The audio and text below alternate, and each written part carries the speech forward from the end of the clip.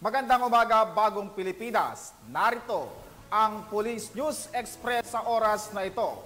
Patuloy ang operasyon ng Philippine National Police upang mahanap ang kinaroroonan nila suspended Mayor Alice Guo at iba pang individual na may standing warrant of arrest para sa kanilang mga kinakaharap na kaso. Ayon sa paglilinaw ni Police Colonel Jean S. Pajardo, Chief Public Information Office, sa kanyang press briefing na ginanap dito sa Campo Crame. Aniya, tuloy-tuloy rin ang kanilang paghahanap katuwang ng iba't ibang law enforcement agencies upang matuntuna ang kinaroroonan ng mga naturang individual.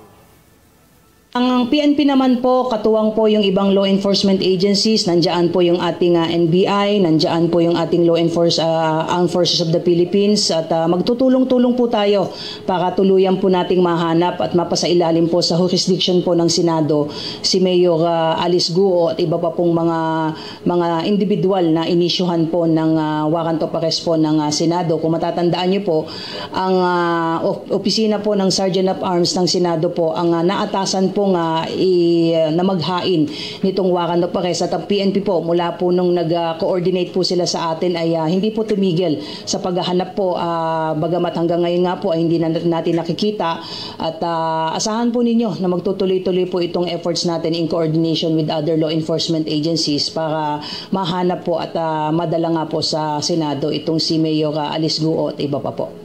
Tutuloy-tuloy po ang PNP na sa paghahanap po na ito at again, this is a challenge to the PNP and other law enforcement agencies at ito naman po ay tinatanggap po natin at gagaya nga po ng sinabi ko ay gagawin po ng PNP ang lahat ng makakaya po nila within our powers and authority to bring Mayor Alice Guo and others to the jurisdiction po ng Senate.